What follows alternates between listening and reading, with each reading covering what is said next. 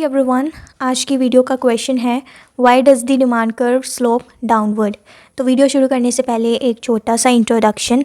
हम अपनी इस सीरीज़ में ओनली इम्पॉर्टेंट टॉपिक्स ही कवर कर रहे हैं। काफ़ी स्टूडेंट्स को प्रॉब्लम आती है कि एग्ज़ाम में आंसर को लिखना किस तरह से है, तो उसी चीज़ को ध्यान में रखते हुए मैंने अपनी इस सीरीज़ में काफ़ी सिंपल एंड ईजी वे में नोट्स प्रोवाइड की है। आप इन नोट्स के थ्रू अपनी एग्ज़ाम प्रिपरेशन कर सकते हैं। आप अपने एग्ज़ाम में इस आंसर को एज इट इज़ लिख सकते हो, आपको फुल मार्क्स मिलेंगे। तो चलिए वीडियो को शुरू करते हैं।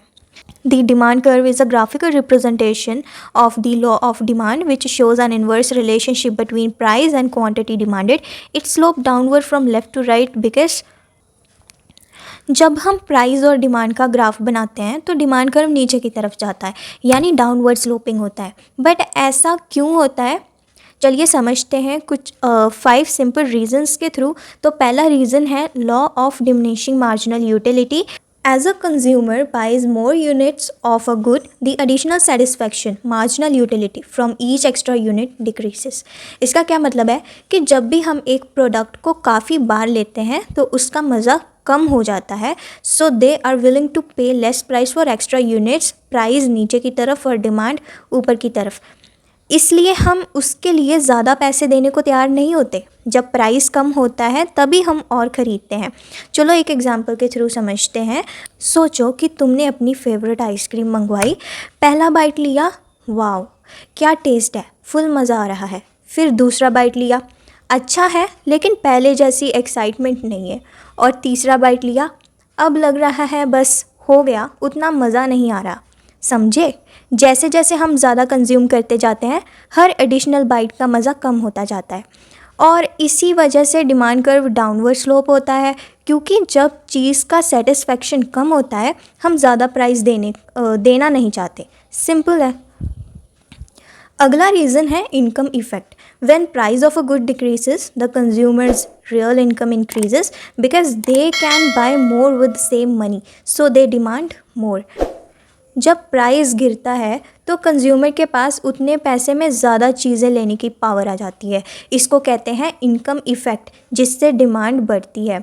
फॉर एग्ज़ाम्पल, अगर मूवी टिकट पे डिस्काउंट चल रहा है तो शायद तुम 2 मूवीज़ देख लो एक महीने में। लेकिन अगर मूवी टिकट्स महंगी मिल रही हैं तो तुम सोचोगे रहने दो, घर पे ही देख लेंगे, है ना। Very interesting. Third is substitution effect. When the price of a good falls, it becomes cheaper than its substitutes. So consumers shift towards the cheaper good, increasing its demand. अगर एक गुड का प्राइस कम हो जाए तो लोग उसको substitute goods की जगह लेना शुरू कर देते हैं। अगर चाय पत्ती सस्ती हो गई तो लोग कॉफ़ी की जगह चाय पत्ती लेने लगेंगे। इसे कहते हैं सब्सिट्यूशन इफ़ेक्ट। सस्ती चीज़ की डिमांड बढ़ जाती है। We all know that. Fourth reason है more buyers at lower prices. At lower prices new buyers enter the market who couldn't afford it earlier, increasing demand. जब प्राइस कम होता है तो नए बायर्स मार्केट में आ जाते हैं जो पहले अफोर्ड नहीं कर सकते थे। फॉर एग्ज़ाम्पल, अगर 200 की टी शर्ट 99 में मिल रही है तो हर कोई ख़रीदेगा। सस्ता मिले तो डिमांड नेचुरली बढ़ती है। फिफ्थ रीज़न है different uses. Some goods are used for multiple purposes. When price falls, people start using it for more purposes, increasing demand.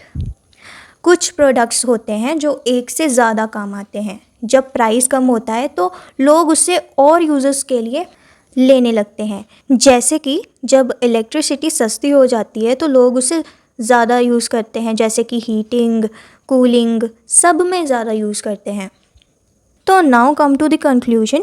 Due to all these reasons, the demand curve sloped downward from left to right, showing an inverse relationship between price and quantity demanded.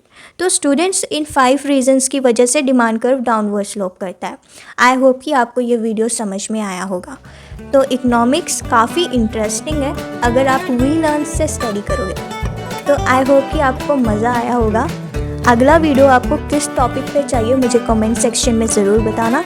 Thanks for watching.